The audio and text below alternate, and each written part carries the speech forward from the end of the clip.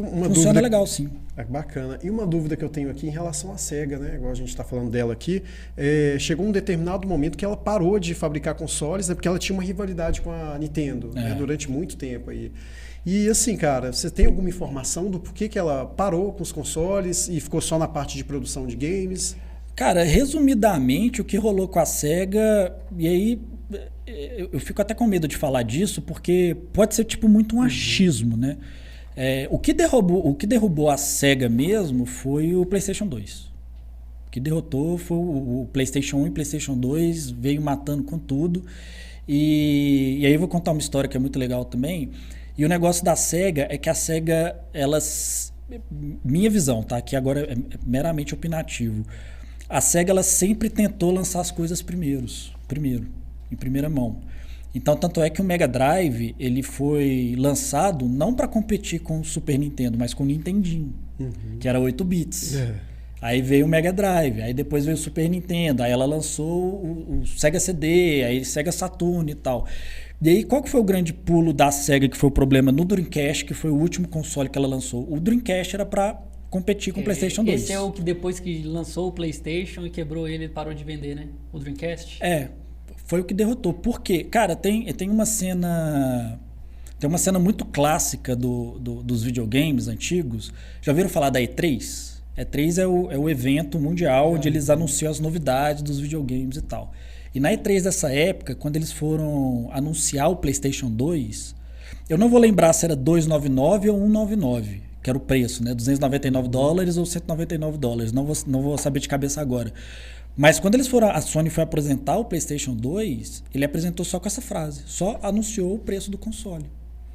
E aí qual que era a grande questão? O Dreamcast já tinha sido lançado, eles anunciaram antes, a galera quando o Dreamcast foi lançado, a galera da Sony avisou, falou, olha, não compre o Dreamcast, que daqui a pouco a gente vai lançar o PlayStation 2. E o PlayStation 2, o Dreamcast, adoro o Dreamcast, é o meu console predileto da SEGA. Mas o PlayStation 2, além de ser uma máquina muito superior, ele tinha um pequeno detalhe. Rodava DVD, mano. E rodar DVD nos anos 2000, você lembra o tanto que era difícil ter um aparelho de DVD? Lembro. Agora, você imagina, teve muita gente que comprou o PlayStation 2 por causa do leitor de DVD. Então, assim, você ter um leitor de DVD e um videogame por um preço Era só... a maneira mais fácil de convencer o pai a comprar um videogame. Ô pai, roda DVD também. Arrebentou a SEGA. Arrebentou a SEGA. A SEGA falou, cara, não dá. Vamos parar de vender console. A gente não consegue mais concorrer com a Sony. Chegou a Microsoft com o Xbox também chutando a porta. E foi o fim da SEGA em console. Produz só jogo. A Nintendo quase teve o mesmo caminho, porque a Nintendo pisou na bola com o GameCube. Nintendo GameCube. Eu lembro dele. Lembra do Nintendo GameCube, que lançava mini DVD e tal, era uma mídia diferente. É um videogame muito bom, mas que também foi um fiasco perto do PlayStation e perto do Xbox, né? Qual que foi a sacada da Nintendo? Se eu continuar nessa de disputar com os caras, eu vou dançar também. O que ela fez? Vou mudar o meu público-alvo. Aí ela lançou o Nintendo Wii com um controle de movimentos. Porque ela pegou um outro público, cara. Não competia mais. Era um videogame com hardware mais simples. Os gráficos não chegavam nem ao pé do PlayStation 3 e do Xbox 360. Mas ele era muito familiar, ele era muito democrático. Todo mundo conseguia pegar e jogar. Claro que ele tinha os jogos mais complexos, né? Tipo Zelda, Mario, mas ele tinha também o Wii Tennis, o Wii Golf. Ele foi muito criticado, né? O Wii? O Wii, não foi não? O Wii foi um sucesso absoluto de venda. Foi o que foi o que evitou a Nintendo de... Eu acho que eu vi muito meme da galera jogando controle na televisão. Não, mas isso acontecia mesmo. O primeiro aviso que você liga quando é o Wii é mandando você colocar a etiqueta, a presilha de segurança. Cara, o Wii ele foi um sucesso absoluto. Ele resgatou a Nintendo, assim, e evitou a Nintendo ser um fracasso. A questão que a galera que estava no PlayStation 3 tem é um certo preconceito, porque eles acham que o Wii tinha só jogos de balançar a mão, esses jogos mais para família. Mas não, ele tinha muito jogo adulto.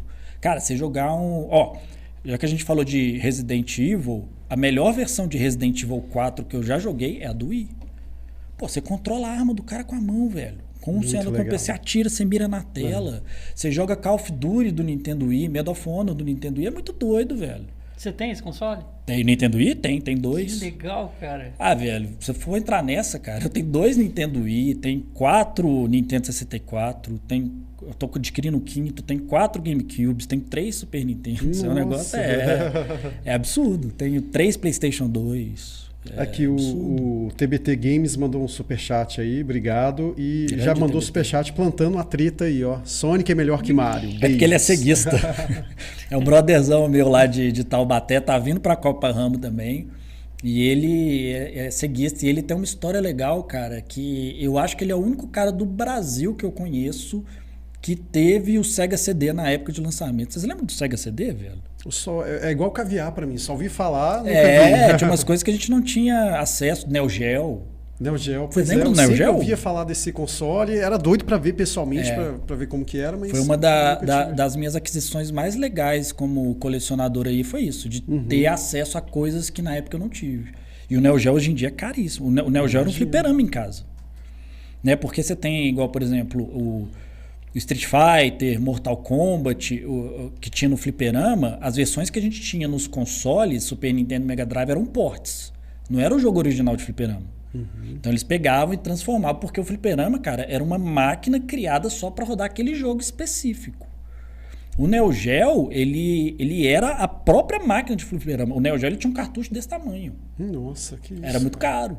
E aí você botava, cara, ele era o fliperama, só que eram os jogos da SNK, né? Fatal Fury, King of Fighters, o Metal Slug que você comentou aí e tal.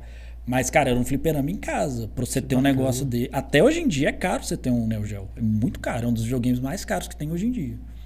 Que legal, cara. E tá mais ou menos a faixa de quanto hoje ele? Só pra ter uma noção. Aí depende, né? O que a gente estava conversando em off. Depende do modelo, depende se ele tem caixa, manual ou não. Mas assim, se você pegar só o console sem nada, eu diria que uns 3 mil, 4 mil reais. Se pegar ele completo na caixa, ele pode subir para 7, 8. Falando em fliperama, com qual jogo você mais gastou ficha, gastou dinheiro? Então, aí é que tá, é o que a galera mais pega no meu pé no canal, cara. Eu tive uma certa dificuldade com fliperama, eu não frequentava fliperama. Sim.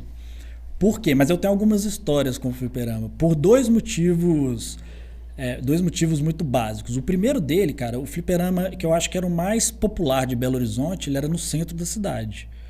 E, cara, definitivamente não era ambiente para criança. As máquinas de fliperama lá tinham cinzeiro. Tinha briga de faca lá, velho. Era um negócio absurdo. Assim. Era um negócio absurdo. Então, assim, chances zero. Na época eu tinha 8 anos, né? Na época que os fliperamas estavam estourando, chance zero de eu convencer minha mãe a ir. Aí tinha no BH Shopping, um shopping aqui de Belo Horizonte, o Futurama. Vocês lembram do Futurama que tinha aqui? Futurama? Não. Era um fliperama. Só que fliperama de shopping, cara, é financeiramente inviável. E aí, quando que eu jogava fliperama? Quando eu ia numa churrascaria, tinha no clube que a gente frequentava, tinha uma máquina de Mortal Kombat. Então eu diria que é o Mortal Kombat 1 que eu mais gastei. Mas mesmo assim eu gastei pouco, cara, porque eu não conseguia convencer minha mãe. Não entrava na cabeça da minha mãe eu querer pagar pra jogar um jogo que eu tinha em casa. E como é que eu, com 8 anos, 7 anos de idade, vou explicar pra minha mãe? Ah, não, mãe, é porque o meu videogame é 8 bits, esse aqui é 16 bits. Ela, que diabos é um bit? Eu nem sei hoje em dia qual que é dessa de 8 bits, não, 16 bits. O pior de tudo era aquela tia sua que colocava na cabeça da sua mãe que o seu videogame estragava a televisão dela. Que dá problema nos olhos. Essa tia era filha da puta. Que vai pegar fogo, que vai explodir... Aí entra nas lendas urbanas. Né? Ou então tinha aquelas tias que eram evangélicas demais, falavam, não, isso aí é coisa do capeta. Isso até hoje tem isso, cara. Isso até sempre rola.